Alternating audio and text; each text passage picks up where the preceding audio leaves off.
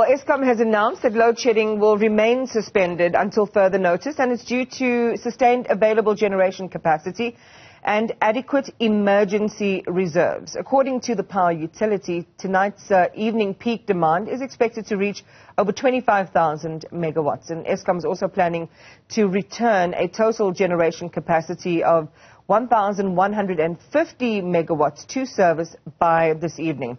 What does it all mean? And Vally Padayachee, power and energy expert and former executive manager of Eskom Generation and senior executive at City Power, joins me now. Vally, good morning. I want to have a KISS interview, which is a keep it simple, silly interview with you this morning. I know we spent a lot of time talking about some of the technical considerations, but I want to put some questions to you that a lot of our viewers and just people in South African society have been asking about energy provision. So what are we on now? By the way, good morning. Welcome. Lovely to have you. What are we on? About 13 days of, or is it 11 of consecutive days of no load shedding? What's your calc? Good morning, Imam, and a very good morning to you and the viewers, and thank you for inviting me back again. Yes, I think it's something between 11 and 13 days, but even if it's 11 days, it's still a significant period that we haven't load shed given our history. So that's good news, and I hope that all goes well.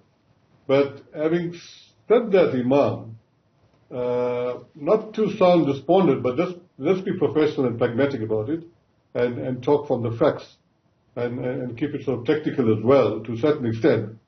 At the very outset, I must say that the grid is still unstable. It's still erratic in performance. Now, why I say that?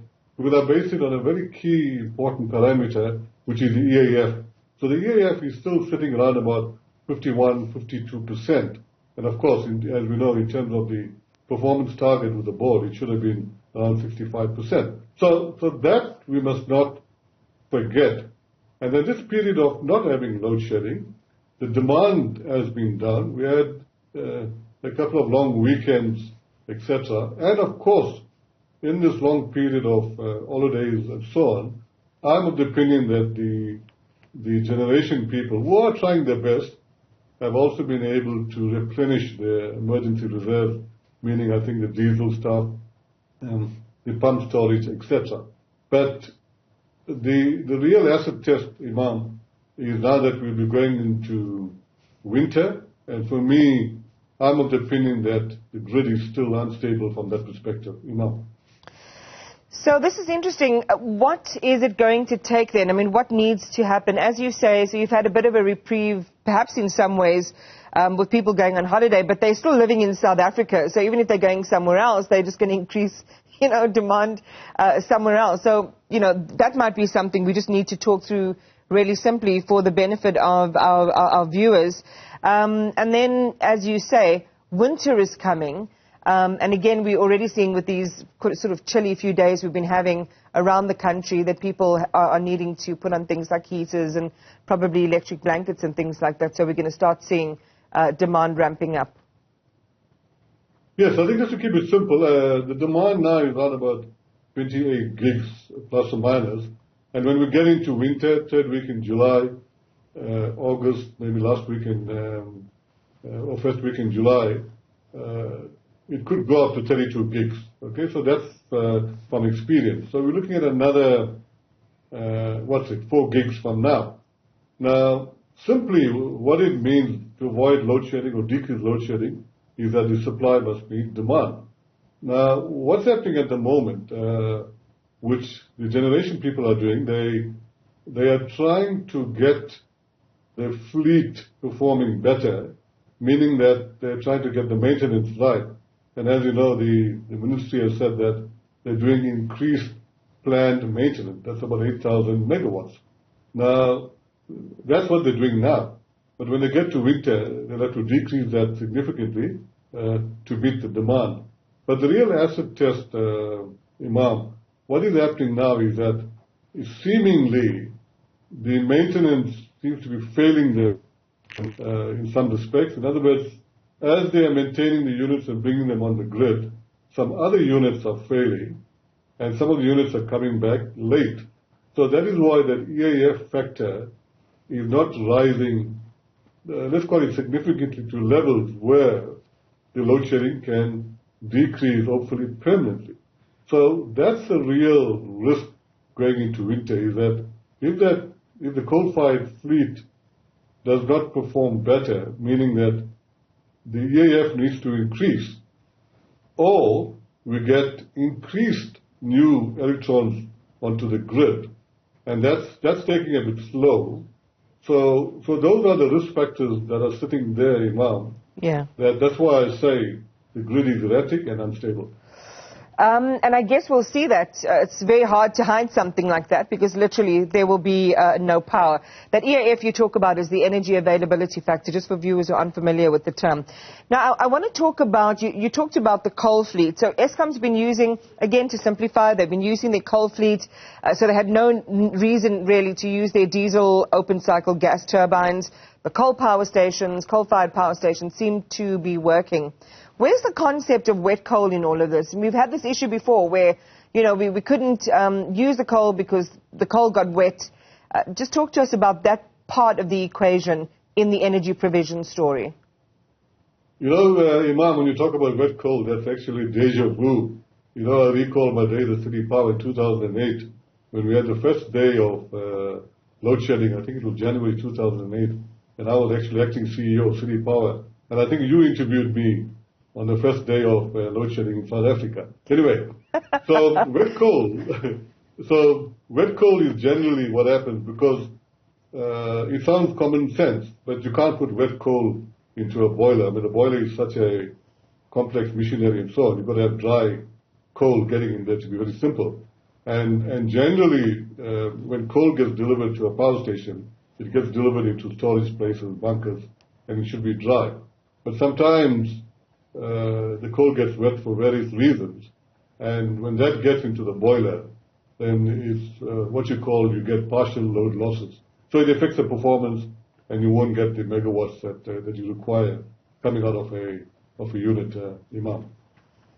Well, I mean, I'm glad we share that milestone together, Vally. We've been talking to each other for 16 years now then. I think if it was, just help me with my maths there, but, I think it was in 2008 or so.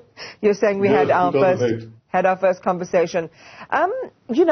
Again, the biggest thing is, it feels great to be able to, put your roast in on a Sunday, or if you need electricity for whatever it is that you need to have, or to keep the lights on. Psychologically, it's just such a great boost, really, to have power, in the system when you need it and to be able to use it.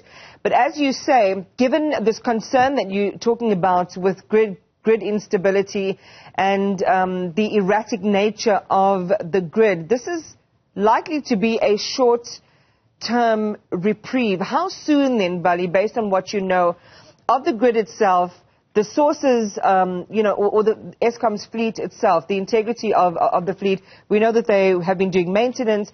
They were able to use the downtime the generation people were to replenish their reserves that you've just been sharing with us.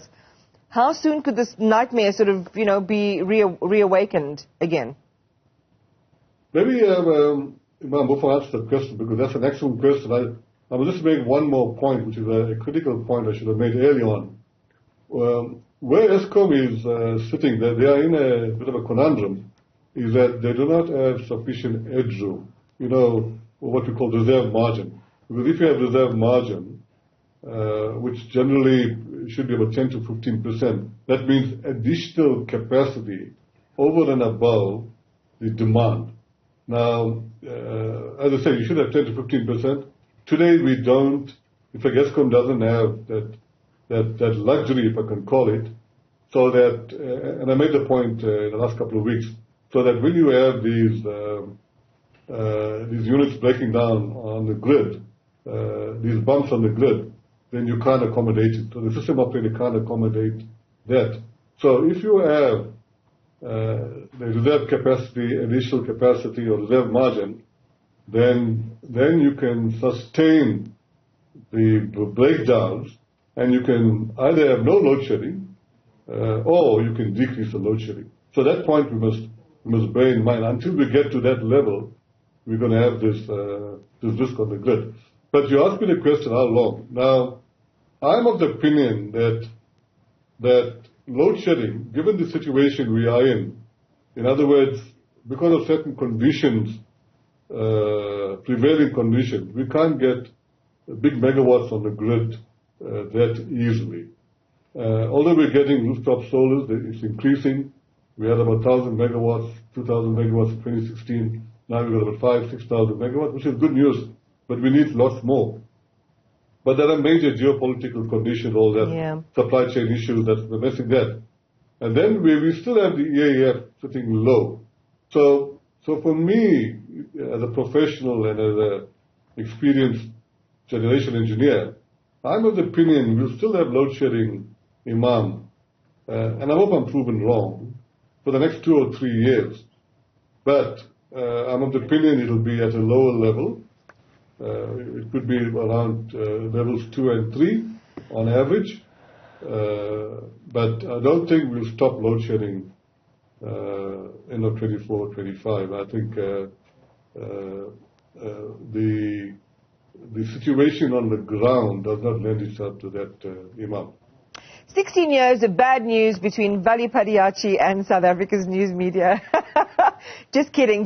But as you say, if that projection holds 2 or 3 years, with continued load shedding, hopefully those levels come way down, or something radically disruptive happens that is able to shake up our energy space and get integrity of supply and raise that EAF we've been talking about. Vally, it's a pleasure. Thank you very much for dropping by and just sharing with us your perspective on the reprieve we've had with having the lights on, but what's coming down the line. Vally Padayachee, power and energy expert.